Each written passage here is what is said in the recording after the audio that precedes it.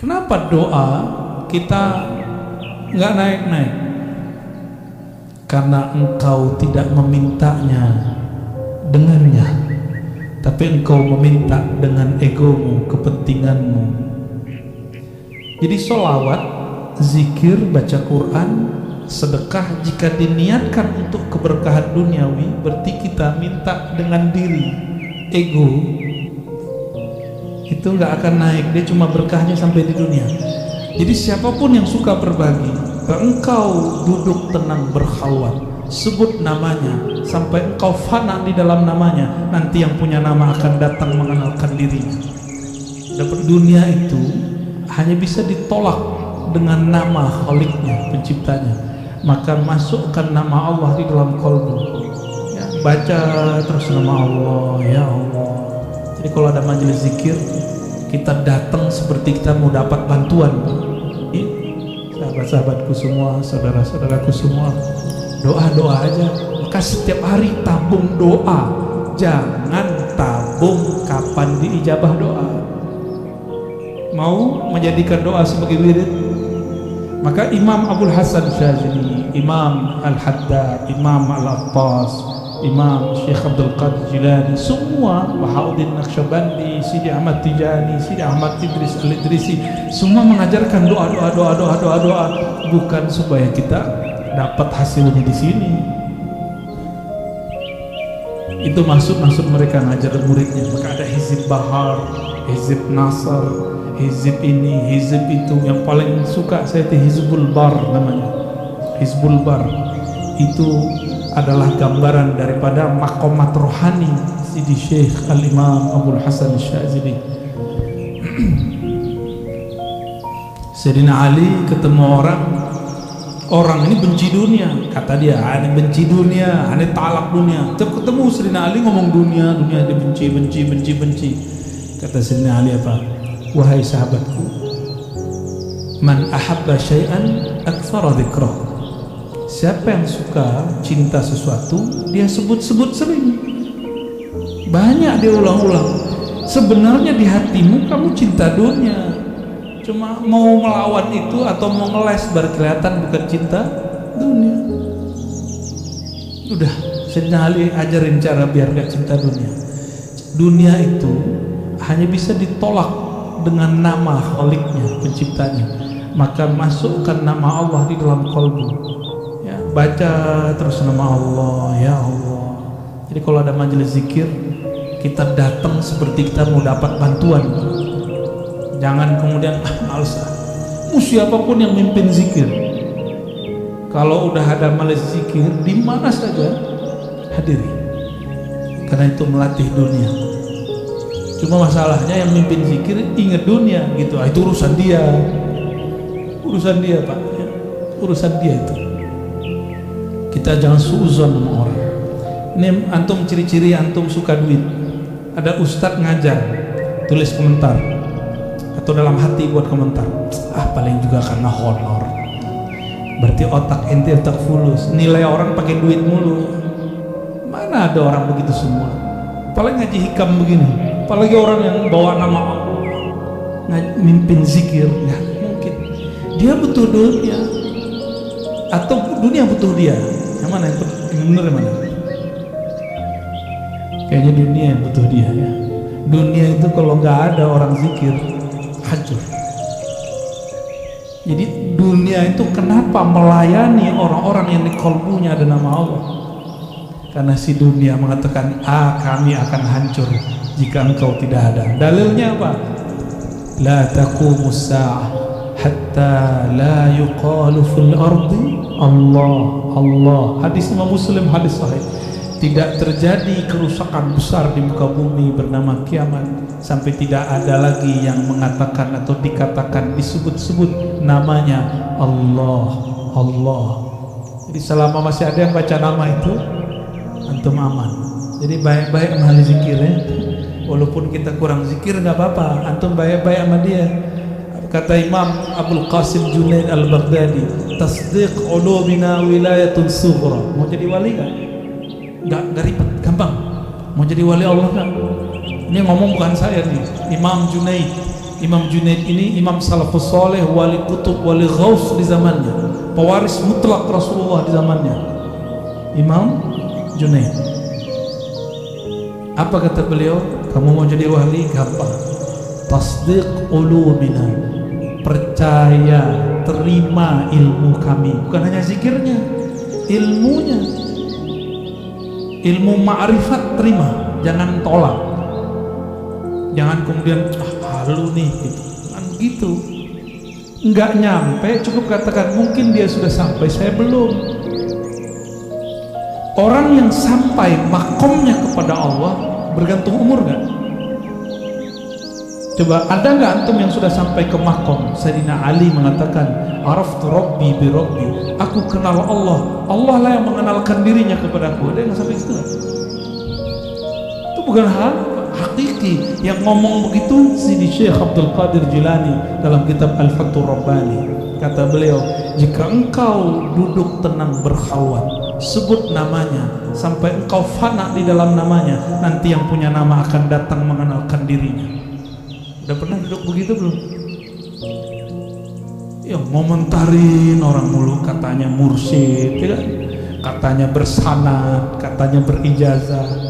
Kalau punya ilmu, udah amalin ilmunya, jangan ngomentarin orang terus, jangan suzon terus dengan orang, mulai beramal. Perintah Allah di Quran bukan ngomentarin orang. Ya ayyuhalladzina amanu dzkurullaha dzikran katsiran. Yang perlu diperbanyak bukan ngomentarin orang, tapi nyebut nama Allah. Kalau enggak akan pernah antum merasakan kedekatan itu, walaupun umur sudah bertambah. Mungkin yang muda-muda ini, kalau yang tua-tua mohon maaf, nggak mau sekarang menyegerakan diri mengenal Allah, Allah akan ganti generasi baru yang mau mengenal dan menyebut namanya. Begitu ancaman Allah dalam hadis qudsi, ada begitu.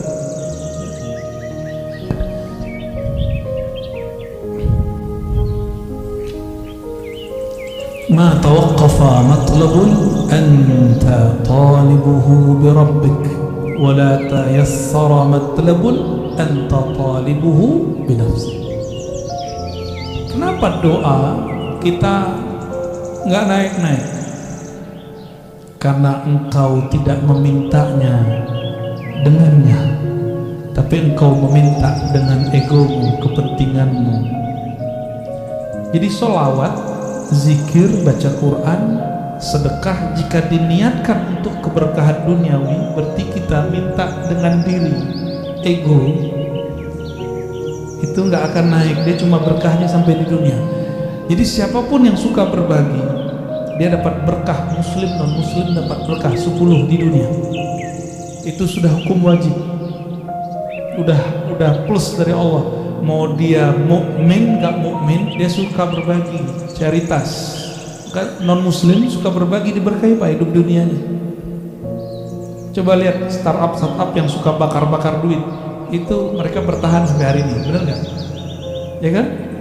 Kalau mereka nggak mau bakar duit, mau promosi, mau memberikan free ini free itu, nggak ada hasilnya. Nabi Muhammad SAW dulu seperti itu. Cuma yang dituntut itu jangan cuma mikirin nafs, tubuh ini mau ditinggal. Apa masih kurang jelas? Tubuh ini dulu kecil, kemudian menjadi anak-anak, jadi remaja, lalu dewasa, sekarang sudah menua, udah mulai sakit-sakitan. Ini Donald Trump Al-Fadani, udah mulai sakit-sakitan belum? Punggung, kaki, duduk lama-lama udah mulai kesemutan, udah tua tuh, calon-calon itu. Iya, baru kan? Wajah sih wajah 40. Udah mulai, jadi dulu kalau duduk lama aman, sekarang duduk lama berasa punggung, mulai cari sandaran, kan yang dapat sandaran beruntung kan. Tapi anehnya orang ngaji hikam, ngaji zikir, ngaji ma'rifatullah, tahu-tahu sudah 1,5 jam baru ingat punggungnya sakit. Kenapa? Saat itu kolbunya sedang asik dengan yang menggerak-gerakkan kolbunya. Coba lihat anak-anak kita kalau lagi main game, dia lupa kalau dia butuh makan, minum. Bener gak? Mainannya akal ketika berkhayal jadi game. Nah, gamenya kolbu itu nyebut nama Allah. Kalau game biasa ada ini nggak? Apa namanya? Stage 1, 2, 3 gitu ya, bener? Ya. Level 1 tuh, Bapak juga main juga nih. Level 1, 2, 3 sama. Ya. Orang kalau sudah punya game di dalam kolbunya, dia asik dengan game itu. Game kolbu itu menunya banyak banget, ya, dan seru sekali. Ya. Ada bintang-bintangnya juga di dalam itu. Ya. Dan kreditnya asli, hakiki. Kalau yang di game-game itu kan kreditnya di situ-situ aja. Ya. Tidaklah permohonanmu diangkat kepada Allah kecuali engkau membawa namanya. Tidaklah satu permohonanmu dipersulit kecuali karena engkau memohon dengan menyebut dirimu. Jadi ciri-ciri orang doa tapi pikirannya susah. Dia sholat, dia rajin ibadah, tapi susah aja bawaannya karena dia pikirkan, ya Allah hidup saya susah, ya Allah, begitu terus. Boleh berkeluh kesah moral boleh, tapi dia lupa nih. Ya, jadi saya agak sedikit beda dengan beberapa motivator. Kamu doa yang spesifik biar dikasih sama Allah. Ya boleh sih, cuma emang Allah itu suruhanmu. Doa itu kan dalam bahasa Arab fi'il amar, kata kerja, kata perintah. Allahumma rzuqna, ya Allah rezekikan kami. Urzuk itu bahasa Arab, perintah, fi'il amar. Begitu kata Imam Al-Juwaini, diteruskan oleh Imam Al-Ghazali, oleh Fakhruddin Ar-Razi. Apa kata beliau? Beda kita dengan kelompok yang lain. Doa pun juga kata kerja, kata perintah. Pantas nggak kamu merintah Allah? Maka kata-kata itu bukan sebagai perintah kita jadikan, tapi kita jadikan sebagai curhat. Maka tadi coba diingat-ingat Pak, doa itu jadikan tabungan akhirat. Jangan minta diijabah di sini. Kalau Allah kasih ijabah di sini, anggap itu hanya benefit, fawaid. Maksud kita cuma satu. Kenapa kita manggil-manggil Allah, menyuruh-menyuruh Allah? Bukan isi doanya yang kita maksud, tapi kita dilirik oleh Allah. Maka di Quran itu lafaznya ibtigha'a wajhillah, mencari lirikannya, menunggu kita diliriknya. Maka di Quran, di hadis misalnya, salah satu la yazurullah yaumal qiyamah, ada 3 golongan yang Allah tidak lirik di hari kiamat. Kan bahaya. Kita ingin dilirik oleh Allah semenjak di dunia. Sekali dilirik Allah di dunia, maka dia akan dipandang terus dengan rahmatnya sampai ke akhirat. Mungkin dalam sholat gak khusyuk, udah cari tempat lain. Mungkin di ibadah berbagi. Masih ingat ada, mungkin lupa kisah ini adanya di kitab Syarah Asmaul Husna Al-Imam Al-Qushairi. Ada orang udah ibadah banyak gak jadi wali. Kenapa? Ibadahnya masih dengan dirinya, belum menghabiskan keakuannya. Maka kemudian di suatu kesempatan dia dapat ilmu menghormati simbol-simbol Allah Ta'ala, nama Allah, tulisannya ada nama Allah. Dia melihat ada orang buang kaligrafi yang di situ tulisannya alif lam lam ha. Bacanya apa? Allah. Dia lihat langsung bergetar hatinya. Ternyata itu kaligrafi lama, kertas lama dari papirus.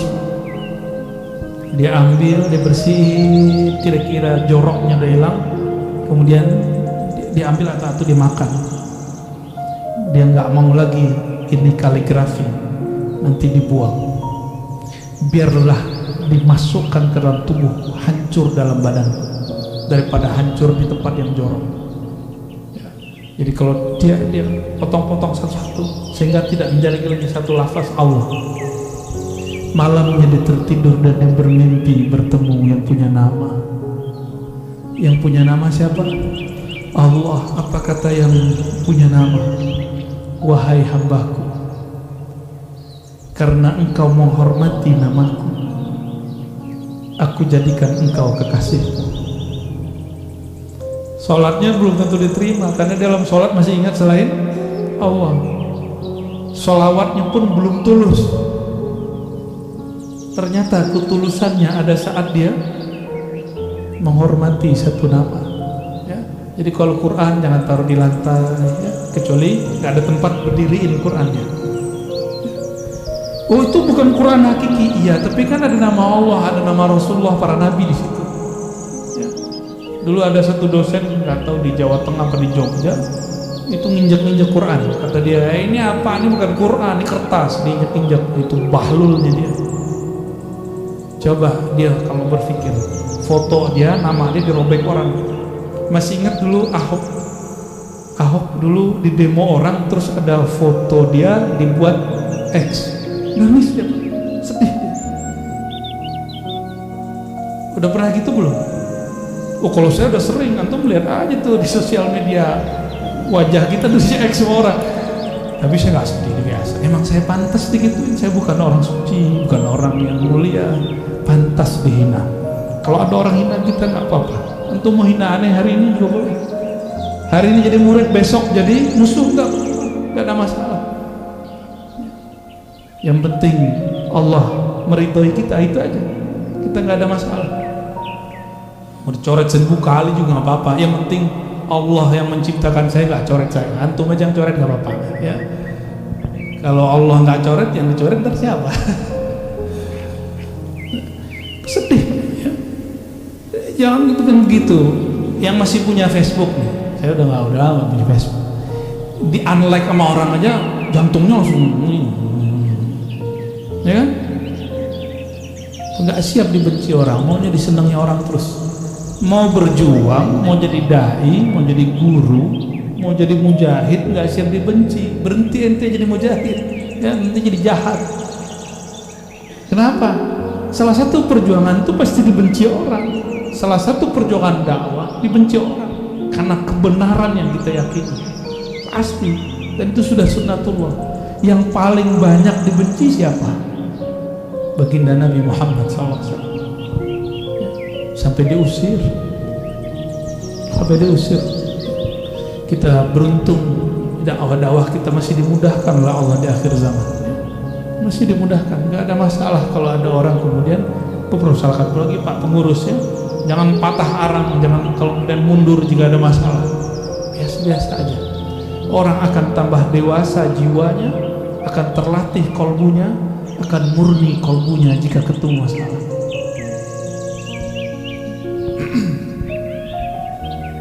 Min alamatin nujhi fil nihayat ar-ruju' ila Allah fil bidayat. Man asyraqat bidayatuhu asyraqat nihayatuhu. Dua langsung. Apa ciri-ciri orang sukses baik di dunia ataupun di akhirat? Apa ciri-cirinya? Yang antum tahu. Apa ciri-cirinya, Pak? Ciri orang sukses. Nah, itu mau setelah sukses.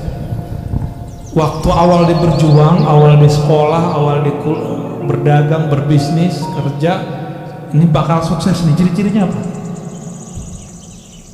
Rajin masuk kerja, belum tentu. Udah banyak yang rajin 20 tahun, ya, masih gitu-gitu aja hidup. 20 tahun baru lunas rumahnya kan, berarti belum masuk. Apa ciri-cirinya? Nah, itu kalau dunia. Kalau akhirat sama. Sukses di akhirat itu indikatornya di padang mahsyar, mau meninggal dunia, meninggal husnul khotimah, dikubur, dipermudah oleh mungkar nakir, bangkit di padang mahsyar, kemudian kita sudah disatukan di soft umat Nabi Muhammad SAW. Kemudian waktu dihisab, di mizan, ditimbangnya dengan timbangan dan hisab yang gampang. Shiratal mustaqim lewatnya mudah, masuk surga. Itu indikator sukses kalau di akhirat. Ada yang di atas lagi itu yang lebih sukses. Kita kan sering ngomong ini, yang penting bisa makan sehari, gitu kan? Itu terlalu kecil kesuksesan yang antum cari. Jangan begitu, kalau punya cita-cita jangan begitu. Citanya tinggiin dikit ya. Jangan tersinggung ya. Tersinggung juga nggak apa-apa, emang pengajian ini tuh nyinggung-nyinggung orang kok yang mau disinggung ya. Si murid itu disebut murid karena kemudian gurunya tampar-tampar dia dengan kata-kata, benar nggak? Kalau antum memang siap jadi murid, siap saya kata-katai, siap nggak dikata-katai? Kalau nggak siap dikata-katai, cari guru yang lain yang kira-kira antum siap menerima kata-kata dia. Jangan enak-enak doang. Kalau cuma dapat ilmu, itu mah gampang. Itu namanya muta'allim. Maka beda murid dengan muta'allim. Muta'allim ini cuma pelajar, dia maunya cuma transfer ilmu. Tapi kalau murid diajarin beramal, diajarin berjuang, diajarin usul kepada Allah Subhanahu wa Ta'ala, maka harus siap dikata-katain ya.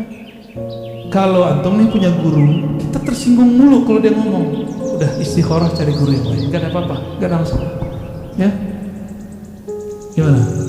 Pak Hashim tersinggung gak gua ngomong?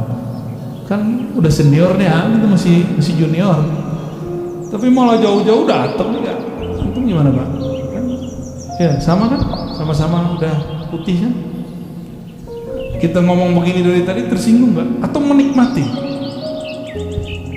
Kita mau tanya, dipijit tuh enak gak? Sakit? Wah berarti gak suka pijit. Kenapa ada orang katanya sakit tapi minta dipijit lagi? Setelah dipijitnya enak itu Pak. Kata-kata guru itu seperti tukang pijit.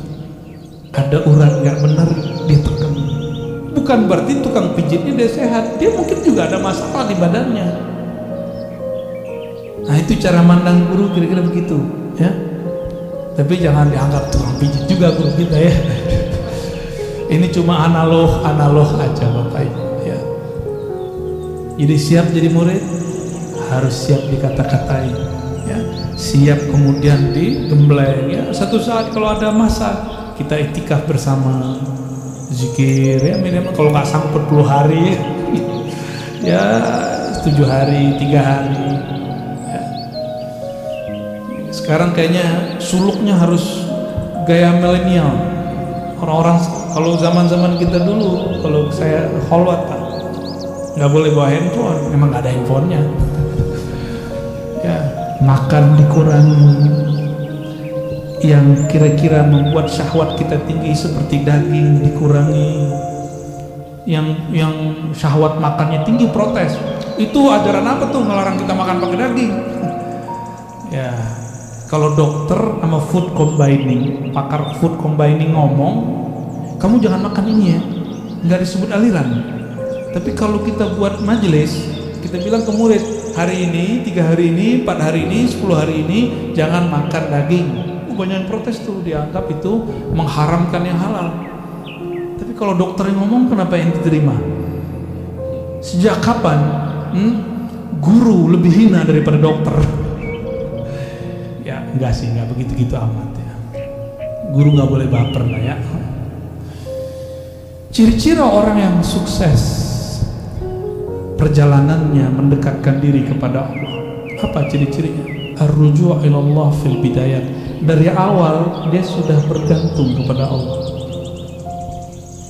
Dari awal dia sudah berniat ingin menghabisi egonya. Maka apapun titah gurunya diikuti. Dia rajin beramal ya, baru berhasil ya. Man asyraqat bidayatuhu, siapa yang rajin di awal dia masuk bekerja, di awal dia berkhawat berlatih, di awal dia ngaji, asyraqat nihayatuhu, maka terang benderanglah ujungnya, pasti dia sukses. Suksesnya santri, dia terima nih. Saya pernah jadi santri, sampai sekarang saya masih menganggap diri saya santri. Maka kalau keluar kota kemana-mana, bahkan sekarang ada guru-guru saya, itu saya senang ya. Masih cium tangan mereka, masih takzim khidmat ke mereka, nikmat sekali. Oleh kalau dikata-katain, disinggung, saya senang banget. Kamu ntar jangan begini ya. Itu nikmat sekali karena seperti diperhatikan, seperti diperhatikan. Nggak ada tersinggung saya, malah senang. Karena selama ini nyinggung orang dulu, nggak ada yang nyinggung saya. Jadi ketika ada yang nyinggung itu senang. Tapi kalau guru gak nyinggung, maka saya cari orang yang nyinggung itu orang yang memusuhi saya, tapi saya tidak akan memusuhi dia. Kadang-kadang aib kita yang bisa baca musuh, maka bersyukurlah punya musuh. Tuh ada nggak antum yang begitu? Ya, hidup tuh indah. Walaupun si musuh ini dadanya sudah deg-degan ya, mau ketemu kita mah biasa aja, kita nggak musuhin dia. Ya. Kalbu yang dipenuhi nama sang baginda, yaitu Muhammad Sallallahu Alaihi Wasallam. Dia sudah tidak ada lagi memusuhi siapapun kecuali dalam nama Allah Subhanahu wa Ta'ala. Man asyraqat bidayatuhu, maka siapa yang rajin belajar di awal, maka jadi ulama di ujung. Rajin beramal di awal, maka menjadi zahid, menjadi amil di akhir. Rajin bermakrifat di awal, maka dia akan jadi wali Allah di ujung.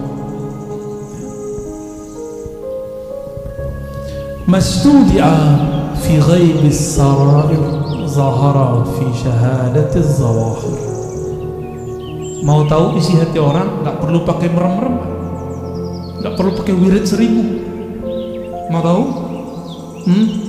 Duduk sama dia agak sesaat, apa obrolannya ya, beberapa waktu ya. Kadang ada orang yang nyamar jadi ahli dunia, tapi gimana pun dia mau nyamar, nanti akan keluar disebut nama Allah, disebut nama Rasulullah, hatinya kemudian luluh, berarti dia lagi nyamar. Sebagaimana ada orang nyamar benci dunia, tapi kalau sebut dunia matanya berbinar ya. Katanya benci ini, benci itu, saya nggak bakal beli ini, nggak bakal beli itu, tapi kalau ada orang lewat pakai mobil itu, mobil ini, nyesek dadanya ya. Ada orang yang ngata-ngatain saya dulu, Pak, ada, saya nggak bakal beli ini, tahu-tahu nggak ketemu kita udah beli. Saya mah seneng, coba ketawa aja kalau ingat ya. Maka sama dunia tuh jangan, nggak usah kemudian bilang benci-benci, cukup katakan aku cinta Allah, nggak usah bilang benci dunia, nggak usah bilang benci dunia, munafik kita nanti ya. Toh ada kecenderungan kepada dunia, benar nggak? Maka saya tidak akan bilang saya benci dunia, ntar dunianya nggak mau datang sama saya juga ya. Kita cukup mencintai yang ngatur si dunia. Mastudia fi ghaibis sarair, apa yang ustudia, yang tersimpan di dalam gaibnya sir seseorang. Di dalam diri kita ada sesuatu kalimat cinta benci yang tersimpan, zahara fi syahadatiz zawahir, akan muncul, akan keluar dengan persaksian yang zahir, baik dari kerut wajah, cahaya muka, lidah, kata-kata, kecenderungan hati, dan lain sebagainya. Itu akan muncul ya. Nah, itu pertanyaan kita tadi, kalau dalamnya teh pasti keluarnya teh. Kalau memang di dalamnya bertahta nama Allah, pasti keluarnya tentang Allah. Jika di dalamnya tentang Nabi Muhammad, pasti keluarnya kerinduan kepada Nabi Muhammad. Jika di dalamnya bukan dua nama ini, maka pasti yang keluar itu syattan baina may yastadil. Ini bagian terakhir ya. Ini ngebut nih Pak, biar cepat selesai hikapnya. Karena kalau pakai model yang sebelumnya, yang mulai jam 12 sampai jam 3, itu satu bisa 1 jam, bisa 2 jam, bisa 3 jam, bisa sehari semalam. Nah ini kita kebut karena ada orang yang nggak sabar pengen cepat khatam. Syattan baina may yastadillu bih aw yastadillu alaih. Beda ma'rifat intelektual, ma'rifat ahli kalam, ahli tauhid, ilmu akidah, dengan ma'rifat ahli ma'rifat kewalian. Jadi beda ilmuwan dengan wali. Apa beda ma'rifat ilmunya? Tukang debat dengan orang yang bermakrifat dengan rasa, itu bedanya apa? Al-mustadillu bihi arafa al-haq li ahlihi wa asbata al-amra min wujudi aslih. Orang yang bermakrifat dengan ilmunya para aulia dan para anbiya, dia berdalil tentang Allah, mencari ilmu tentang Allah bukan dengan mencari selain Allah, cari dalil, tafakur ke alam, tadabbur alam. Kan sekarang namanya tafakur, padahal asalnya ya, yang benar tafakur alam ya. Orang sering nyebut tadabbur alam ya. Ini itu macam-macam, surat sekian, ayat sekian, ya oke, itu oke. Itu namanya teori ilmu pengetahuan. Ilmunya disebut ilmu tauhid, ilmu usuluddin, disebut juga ilmu akidah, disebut juga ilmu kalam. Ini yang disebut dengan singa-singa ahlu sunnah. Jago debat. Saya nggak mau Pak disebut singa, walaupun ada orang ngirim video ke saya, kamu singa Aswaja ya? Enggak, saya nggak singa ya. Saya bukan singa. Oh maksudnya bukan itu, enggak, nggak mau disebut singa. Mau apa aja, mau majazi, mau hakiki, nggak mau ya. Karena singa itu karakternya apa? Buas. Bener. Imam Ghazali, imam yang saya jadikan panutan, beliau mengatakan hati-hati dengan karakter buas, namanya sibaiyah. Kalau orang buasnya preman, dia nyari lawannya lawan fisik, jawara dia. Kalau premannya preman ilmu kebatinan, dia cari lawan orang tuh nguji-nguji ilmunya. Ya saya bukan singa, saya nggak masuk itu Pak. Jadi yang punya sihir ente jangan uji-ujian, ini nggak masuk ya. Nanti yang turun tangan minta Allah. Ini nggak masuk ya. Kalau orang kemudian dia singa, punya karakter apa? Karakter buas, karakter menyerang. Dia punya ilmu, punya dalil, punya kitab kuning, punya hafalan Quran dan hadis, punya kemampuan bermantik. Maka dia gunakan semua ini untuk menyerang orang berbeda dengan dia. Apakah itu yang berbeda aliran, berbeda pemahaman, apalagi berbeda pendapatan? Akan begitu. Berbeda kemasyhuran, bagi dia musuh. Itu karakter buas itu begitu. Beda popularitas, serang dia. Ya, beda paham dikit, serang dia. Akhirnya saling serang. Enggak, saya mohon maaf, tolong jangan sebut-sebut saya singa Ahlus Sunnah. Kita pun belum pantas disebut benar-benar Ahlus Sunnah. Kita sedang belajar, mempraktekkan, mengamalkan ajaran Ahlus Sunnah. Oh, kalau ada orang mengatakan dia benar Ahlus Sunnah, silakan. Saya justru sedang belajar mempraktekkan itu. Ya, sedang berusaha bermujahadah. Kalau ada yang sudah jadi panitia kebenaran Ahlus Sunnah, silakan. Saya nggak masuk ya. Kita nggak ada urusan dengan itu. Dan jangan ikut-ikutkan Ar-Razi ya, kita nggak masuk. Nah karakter ini yang harus kemudian dijinakkan. Yang menjinakkan hanya karena yang ilmu ini dulu dikembangkan oleh Imam Ghazali, ilmu singa ini. Dulu Imam Ghazali itu kan disebut Hujjatul Islam. Gelar singa itu dulu gelar bahasa Arabnya Hujjatul Islam. Yang hujahnya kalau dia berdalil, dia berdebat, pasti orang kalah, nyari lawan terus. Imam Ghazali itu nggak ada lawannya.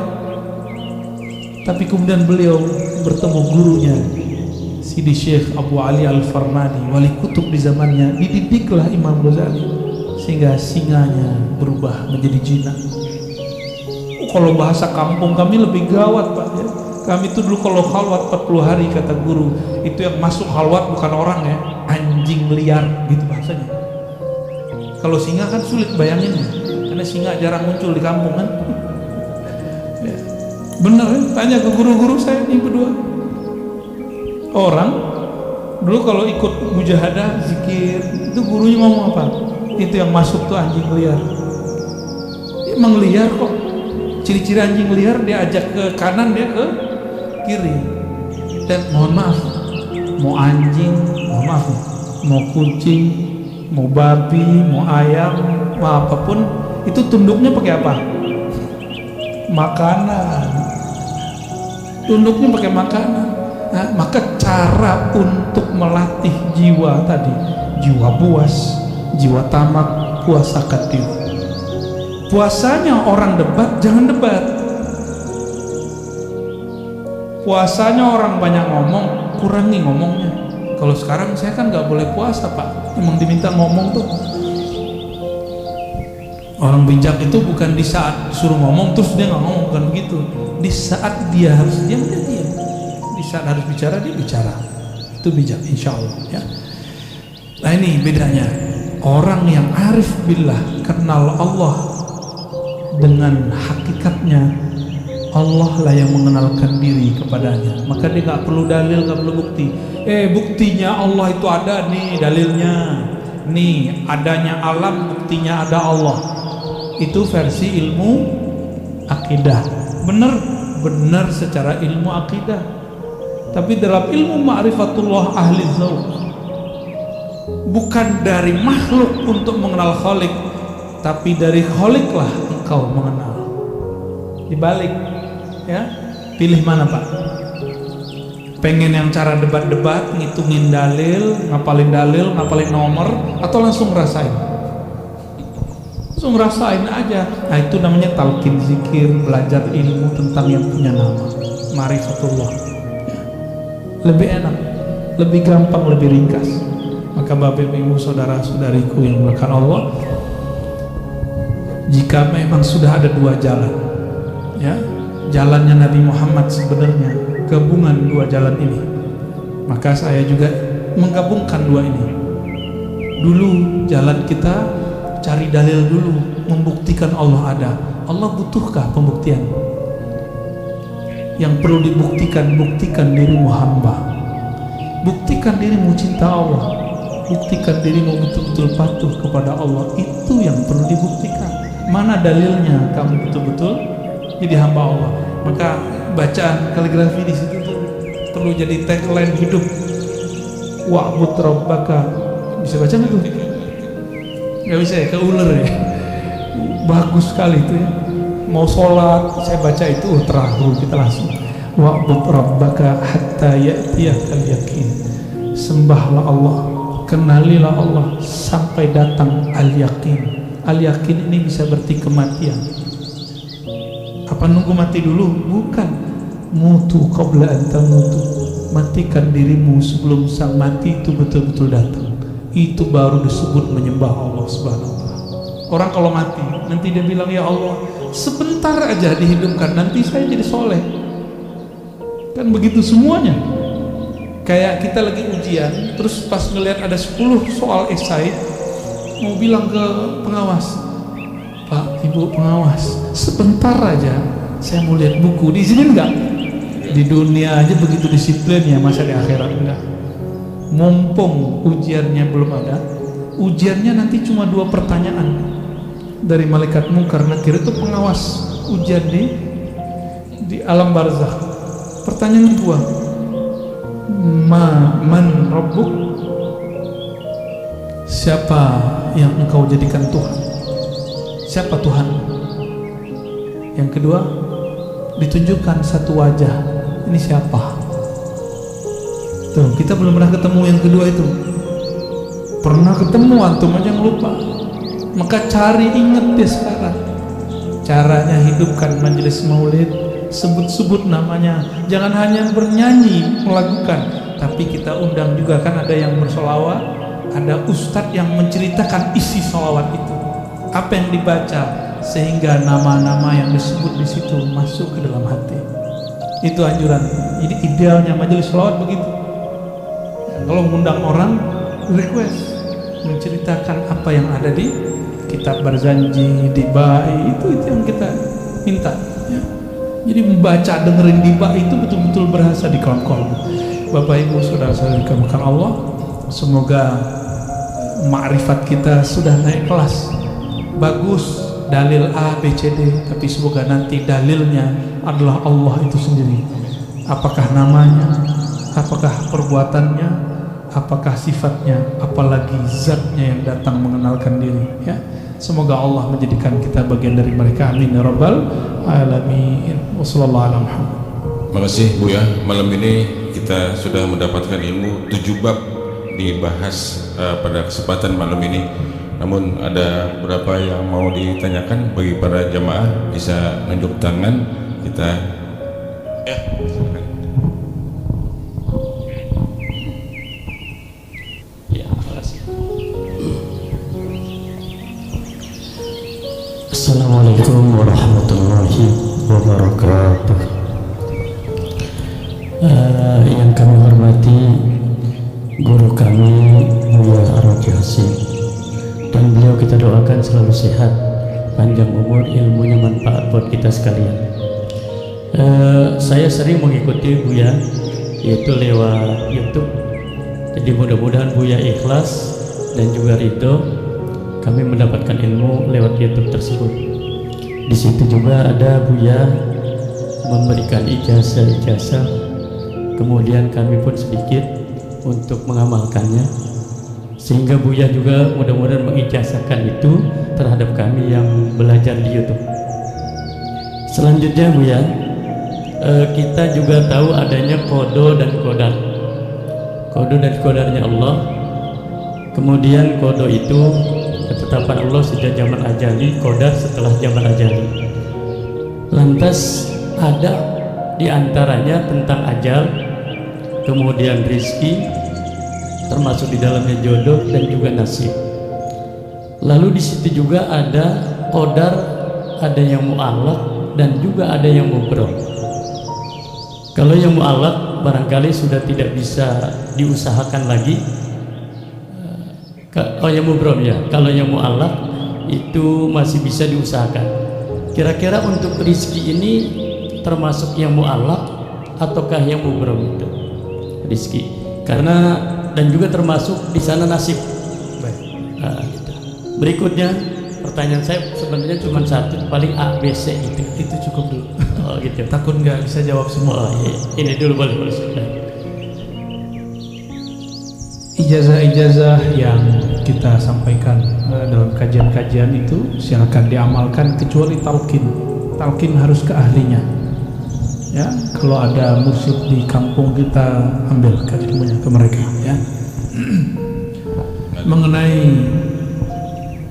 takdir, ya, istilah takdir yang digantung mu'allaq bahasa Arabnya, jadi belum terjadi. Ada takdir yang mubrom. Bapak itu sukunya apa, Pak? Sukunya apa? Betawi. Bisa protes nggak? Coba saya lahir jadi orang Arab gitu, bisa? Nah, itu namanya mubrom, ya. Itu menurut ilmu akidah nih, ya. Ini ada versi lainnya ntar. Karena kalau dalam kitab begitu aja, yang kitab ilmu akidah, tapi dalam kitab ilmu ma'rifatullah itu lain lagi. Ada yang lebih dalam dari itu.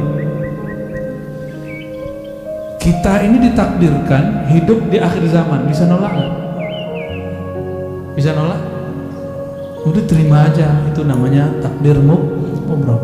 Lahir pengennya kulit kayak orang Korea, ya, nggak enak juga kali. Tapi ternyata lahir kulit sawo, ya, sawo matang apa telur matang, nggak jelas ya. Kita nggak bisa protes, udah begitu aja. Apapun yang dia mau, bagi saya, mohon maaf. Jadi itu versi ilmu akidah. Semua takdir itu mubrom bagi saya. Suka-suka Allah. Takdir mu'allaq itu ternyata sebenarnya mubrom juga. Kenapa? Ini masih digantung, tapi kan haknya Allah. Mungkinkah takdir digeser? Mungkin. Ini pada sisi Allah, semua takdir itu suka-suka dia, bukan suka-suka kita. Sepakat? Takdir itu terbitnya dari kudrat iradat Allah, maka mutlak milik dia, nggak usah atur-atur. Makanya di dalam hikam awal-awal, arih nafsaka minat tadbir, jangan kamu urus yang tidak perlu kamu urus. Ahli akidah mencoba menteorikan itu karena banyak orang protes. Ini takdir bisa dirubah nggak segala macamnya. Takdir itu bahasa Arab artinya ukuran yang Allah berikan untuk kita. Kita dikasih ukuran 10, tergantung kita ngambil berapa. Harusnya antum tuh suksesnya 10 kali lipat, cuma ngambilnya cuma 2. Salah siapa? Gak akan keluar dari takdir. Ada kesalahpahaman memahami takdir. Takdir itu cuma 4. Apa aja? Waktu kita dalam janin, takdir cuma 4, Ustaz. Ya. Apa aja tuh? Apa? Ajal. Cepet amat ajal. Dikatbi rizkihi. Rizki dulu. Rizki itu jodoh 1. Jodoh itu rizki. Bikatbi rizkihi. Gak ada di hadisnya wa jodohihi, gak ada. Bikatbi rizkihi 1. Terus wa amalihi, amal dulu. Ngapain kamu nanti? Itu amal bahasa Arabnya. Terus yang ketiga apa? Wa ajalhi, baru ajal. Jangan langsung ajal, cepet amat mau ajal aja ya. Baru yang keempat, syaqiyun au sa'id, dia nanti ahli surga apa neraka gitu. Bahagia di surga atau sengsara di neraka, itu maksudnya. Bukan bahagia di dunia, bukan itu. Banyak yang salah terjemah itu. Syaqi, dia sengsara masuk neraka, atau sa'id, dia bahagia masuk surga. Tuh, ini aja udah panjang aneh jelasin. Antum mau nambah lagi pertanyaan. Rezeki, saya mau tanya, kalau kita waktu kecil dulu nggak punya gaji, rezeki datang nggak? Dianterin oleh mak kita ya? Bener? Waktu sekolah dulu kita dibayarin orang tua kita, dianter nggak? Dianterin rezeki itu. Cuma karena setiap hari kita melihat orang berangkat kerja, pulang, berangkat, pulang, berangkat, pulang, orang mengira rezeki dicari. Sejak kapan rezeki dicari?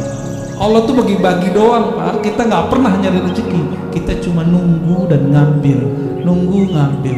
Nah, time nunggunya inilah skill yang dipunya orang bisnis, skill yang dipunya oleh politisi. Dia tahu cara ngambilnya. Kan sudah ada yang mulai sayembara mau jadi calon presiden kan? Kita nggak tahu dia sesuai nggak langkahnya dengan sebenarnya calon harus begitu apa tidak. Kita nggak tahu. Seperti orang pebisnis, dia tahu kapan dia harus ngambil. Yang main saham, dia tahu kapan harus mau beli, mau jual. Itu skill.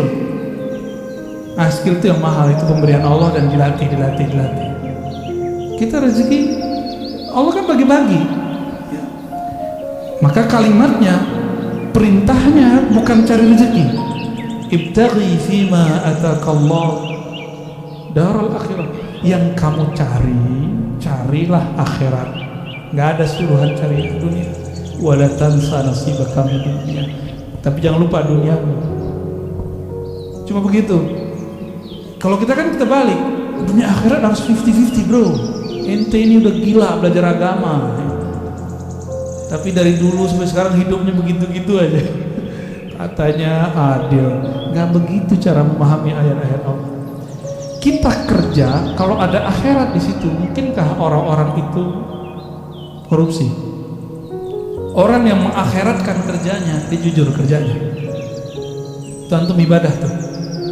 Orang yang niat ketika bekerja, dia ingin menafkahi keluarganya, ingin bantu orang sekitarnya, maka orang itu dihitung ibadah. Itu yang disebut mencari akhirat.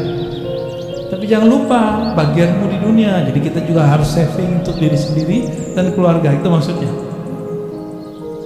Jangan dibalik, carilah dunia, jangan lupa akhirat. Nah, nggak tahu nih ayat baru nih. Saya boleh sebut tuh ayat-ayat setan. Tuh ayat setan, Pak. Dai setan itu.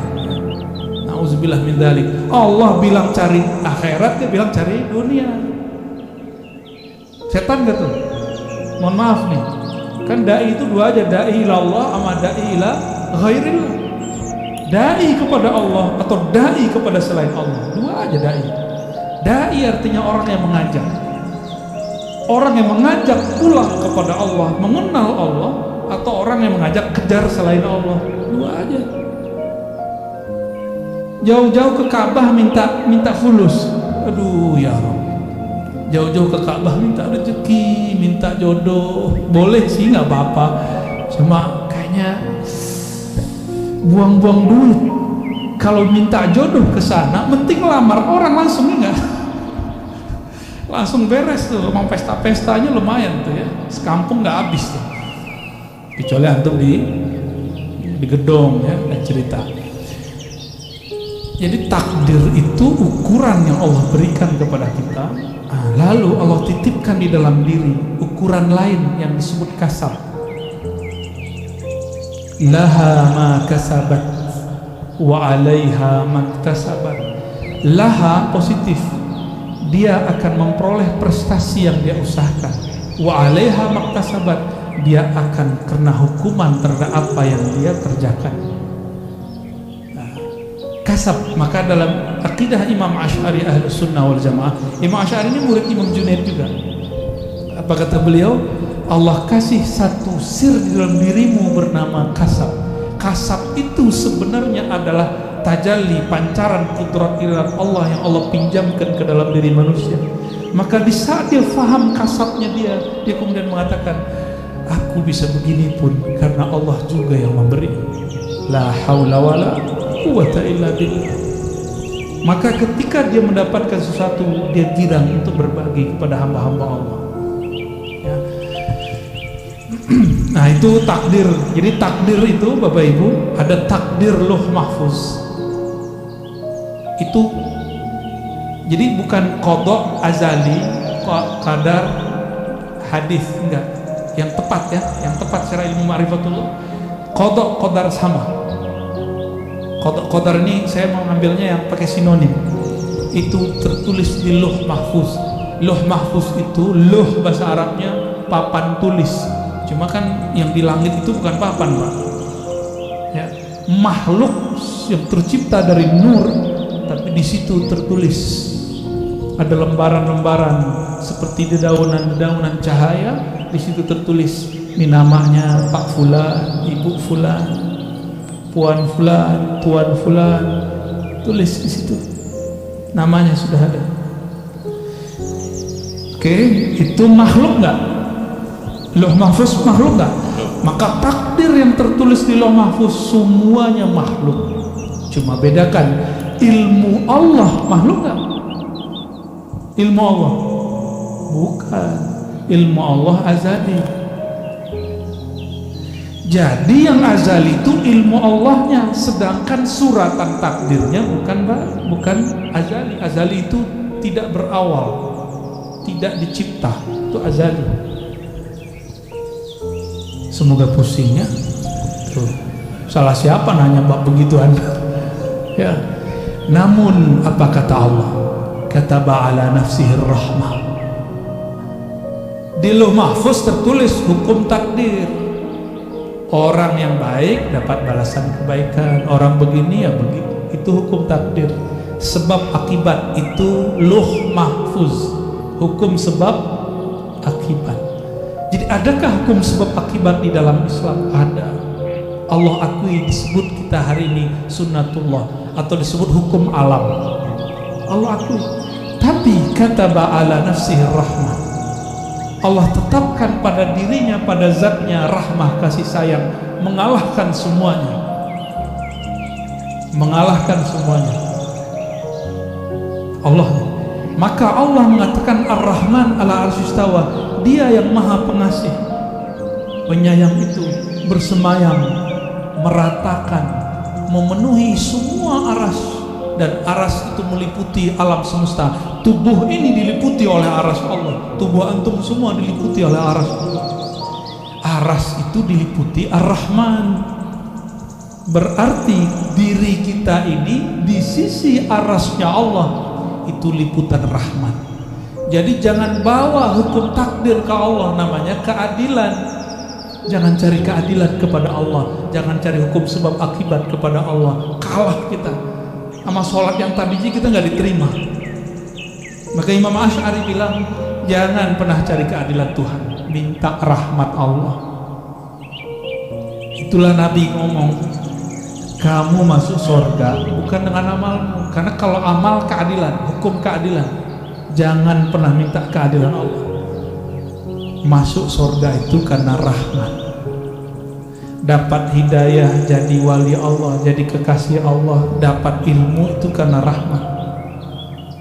Ciri-ciri orang dapat rahmat di kolbunya, tidak ada lagi rumus-rumus kebencian. Gimana? Di kolbu kita sudah begitu belum? Katanya baca bismillah tiap hari. Imam Syafi'i kenapa mewajibkan baca basmalah bagian dari Fatihah? Berharap orang-orang yang bermazhab Syafi'i, murid-muridnya nanti kolbunya dipenuhi dengan Rahman dan Rahim. Maka saya berdoa semoga kita, saya dan yang hadir semua yang bermazhab Syafi'i ataupun yang tidak Syafi'i, yang selalu melazimkan baca Bismillahirrahmanirrahim, semoga kasih sayang Allah tumpah ruah dalam kolbu ini. Amin. Kalau sudah penuh di dalam kolbu ini nama Allah, keluarnya pasti sayang, sayang, sayang, bukan benci, benci, benci. Ya, Allah memlak qulubana birahmatik. Ya Allah yang Maha Penyayang, amin, yang kasih sayangnya meliputi arasnya. Tubuh kami apalah dibandingkan arasmu ya Allah. Amin. Ya Allah, Engkau menyebut nabimu dengan rahmatan lil alamin. Amin. Dan Engkau menyebut bahwa Engkau akan memberikan posisi yang tinggi untuk nabimu rahmatan lil alamin. Wa sallallahu ala sayyidina Muhammad walhamdulillah rabbil alamin. Al-Fatihah. A'udzubillahi minasyaitonir rajim. Bismillahirrahmanirrahim. Ya Rabbi ya Suratul Azim. Alhamdulillah rabbil alamin. Amin amin rabbil alamin. Istajib da'awatina bi sirri suratil Fatihah. Amin. Wa bi sirri sayyidina al-Fatih sayyidina Muhammad sallallahu alaihi wasallam. Subhana rabbika rabbil izzati amma yasifun. Wassalamu alal mursalin. Alhamdulillah rabbil alamin. Demikian dari kami Al-Fakir, semoga bermanfaat. Semoga kami dan kita semua diridai oleh Allah SWT. Subhanakallahumma wa bihamdika asyhadu an la ilaha illa anta astaghfiruka wa atubu ilaik. Assalamualaikum warahmatullahi wabarakatuh.